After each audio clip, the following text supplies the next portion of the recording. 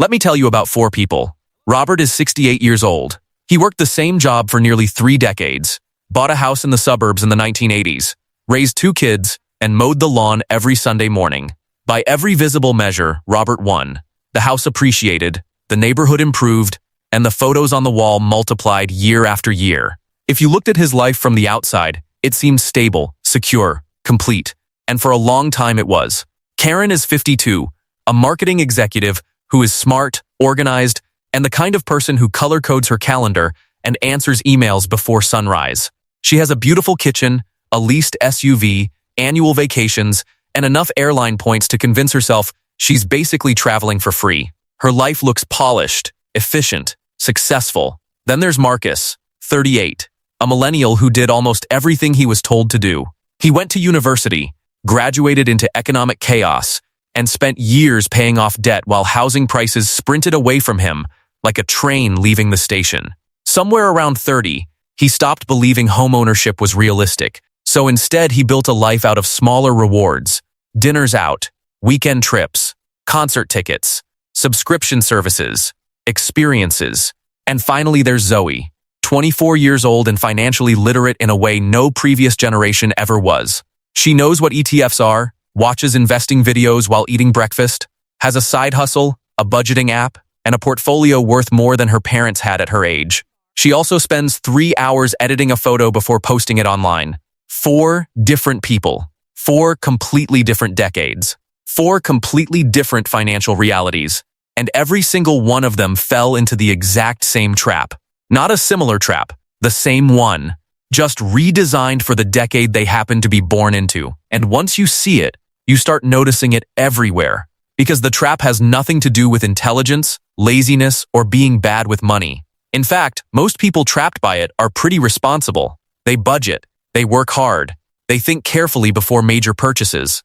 That's what makes the trap so dangerous. It doesn't feel reckless.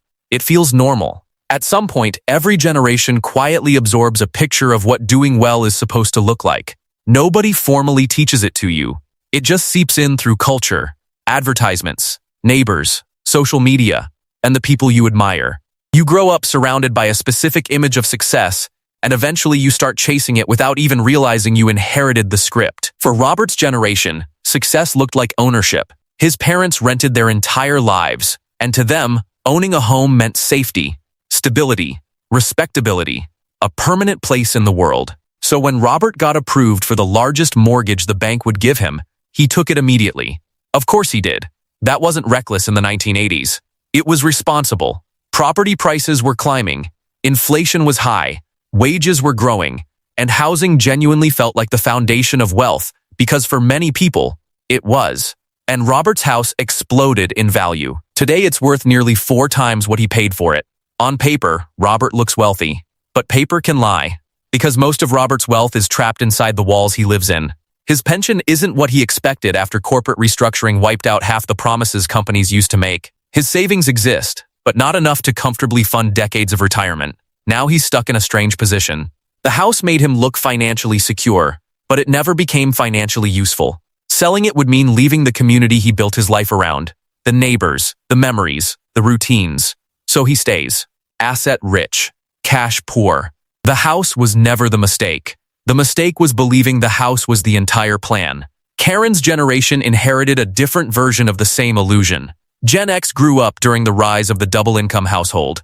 They believed life would improve steadily if they worked hard enough. And to be fair, for many of them income did rise steadily. Karen climbed the ladder exactly the way society promised she should.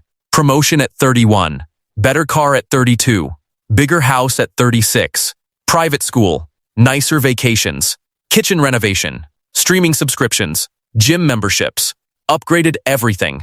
None of these purchases looked irresponsible individually, and that's the terrifying part. Every decision felt earned, reasonable, temporary, but lifestyle expansion is rarely temporary. It becomes permanent faster than people notice.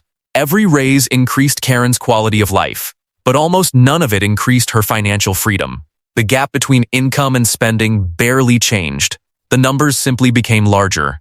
At 52, Karen earns more than her parents ever dreamed of earning, and somehow retirement still feels uncomfortably close. Because lifestyle creep is just the same trap wearing professional clothes. It convinces you that visible progress is the same thing as financial progress. It isn't. Then came millennials. Marcus grew up watching the old signals of success become unreachable. Homes became expensive. Stable careers became unstable. Pensions disappeared. And the 2008 financial crisis shattered trust in the system right as his generation entered adulthood. And when people stop believing they can access long-term security, they naturally start prioritizing short-term meaning. That's exactly what happened. Millennials didn't reject spending, they redirected it. Experiences became the new status symbol. Travel, festivals, restaurants, living in the moment, collecting memories instead of assets, and culture applauded the shift. Experiences matter more than things. You only live once. Money comes back. Time doesn't. And look, some of that is true. Marcus genuinely lived. He saw countries his parents never visited, made memories he'll cherish forever, and built stories instead of storage units. But slowly, almost invisibly, experiences stopped being occasional rewards and became substitutes for financial foundations. At 38, Marcus has incredible memories. He also has anxiety he doesn't talk about, because deep down, he knows memories don't compound. Assets do. And now we arrive at Gen Z.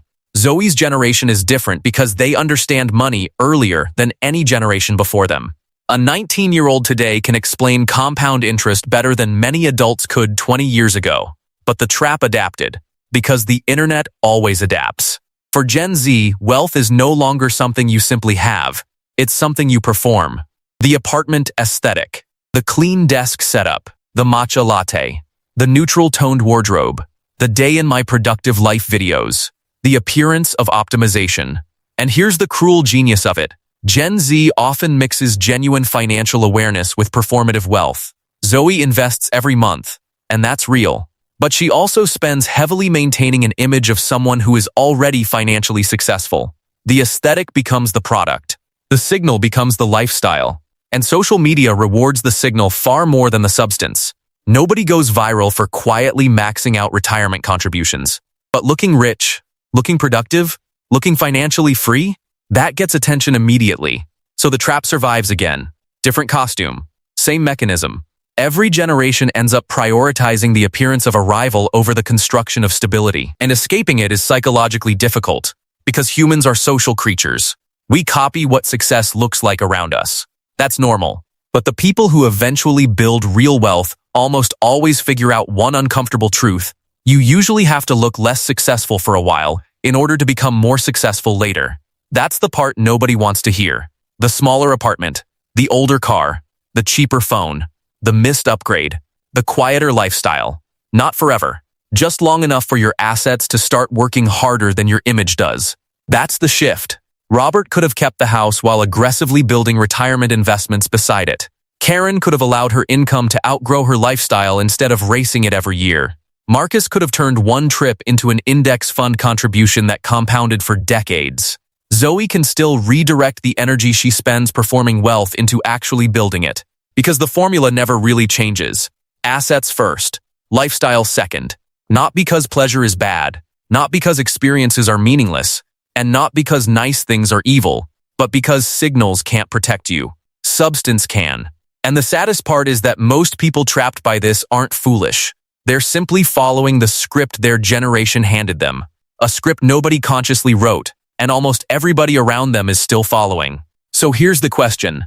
What version of the trap are you living in right now? Is it the house, the lifestyle, the experiences, the aesthetic? Because the first step out of any trap is being able to see it clearly enough to name it out loud.